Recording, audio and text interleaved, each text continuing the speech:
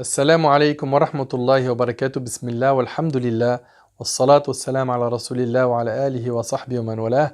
Rabbi sharah li sadri wa yassir li amri wahlul 'uqdatan min lisani yafqahu qawli. Mes frères et sœurs, on est toujours dans notre série Un jour dans la vie d'un musulman. Et aujourd'hui, avec l'aide d'Allah tabaraka wa ta'ala, on va parler des invocations à prononcer avant de dormir. Tu as fait tout ce qu'on t'a recommandé et avant de t'installer sur ton lit, je te recommande d'aller faire tes ablutions. Selon Ibn Abbas, le prophète sallallahu alayhi wa sallam a dit « Purifiez ses corps, Allah vous purifiera. En effet, tout fidèle qui maintient la propreté rituelle toute la nuit aura un ange à ses côtés. Chaque fois qu'il se remue au cours de la nuit, l'ange dit « Seigneur, pardonne à ton serviteur car il a passé la nuit propre » rapporté par Tabarani. Tu n'oublieras pas de lire Surat al-Kafirun, qui est la cause du désaveu du polythéisme, comme c'est rapporté par Ahmad rahimahullah. Également, tu liras Surat al-Mulk. D'après Abu Huraira radiallahu anhu, le prophète sallallahu alayhi wa sallam a dit « Certes, une sourate du Coran composée de 30 versets a intercédé en faveur d'un homme de sorte qu'il a obtenu le pardon. Il s'agit de la sourate qui commence par « Tabarak alladhi biyadihi al-mulk » Béni soit celui qui tient la royauté en sa main, rapporté par Abu Daoud, Tirmidhi, Ibn Majah, Ibn Hibban et Al-Hakim. Abdullah ibn Mas'ud radiallahu anhu a dit « Celui qui récite Surat al-Mulk chaque nuit sera protégé par Allah contre le châtiment de la tombe. » Allahu Akbar. Du vivant du messager d'Allah sallallahu alayhi wa sallam, nous appelons cette sourate la protectrice.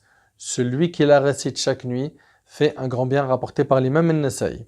Selon Aïcha radiallahu anha, le prophète sallallahu alayhi wa sallam, quand il se mettait dans son lit la nuit, il groupait ses deux mains ouvertes, il soufflait, comme ça, et il y récitait les 3 derniers chapitres du Coran. Surat al-Ikhlas, la sourate 112, Al-Falaq et An-Nas, la sourate 113 et 114. Et il passait ensuite ses mains sur tout ce qu'il pouvait de son corps, en commençant par sa tête et son visage, puis la partie avant de son corps.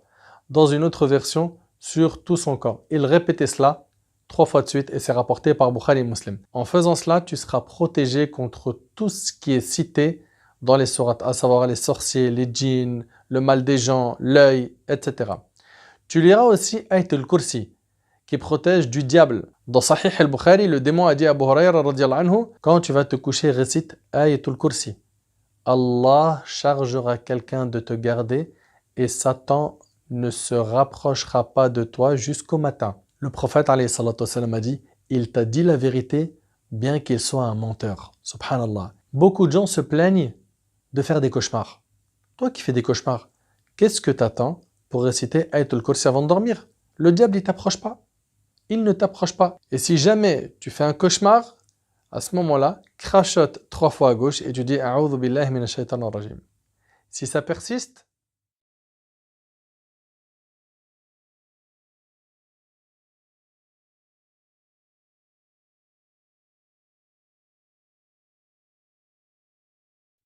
si tu peux aussi, récite les 2 derniers versets de Surat al-Baqarah. D'après Abu Mas'ud al-Badri radiallahu anhu, le prophète sallallahu alayhi wa sallam a dit « Quiconque récite les 2 derniers versets de Surat al-Baqarah, la Surat 2, au cours d'une nuit, ils lui suffiront. Ils lui suffiront. » Et c'est rapporté par Bukhari et Muslim. C'est-à-dire quoi, ils lui suffiront?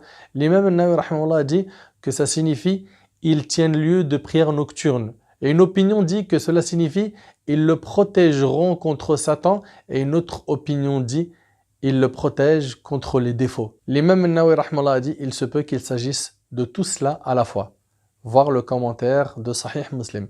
Et selon Al-Bara ibn Azib radiallahu anhu, le prophète sallallahu alayhi wa sallam, quand il se mettait au lit, il se couchait sur le côté droit et disait « Allahumma aslamtu nafsi ilayk, wa wajjahtu wajhi ilayk, wa fawwadtu amri ilayk, وألجأت ظهري إليك رغبة ورهبة إليك لا ملجأ ولا منجأ منك إلا إليك آمنت بكتابك الذي أنزلت وبنبيك الذي أرسلت.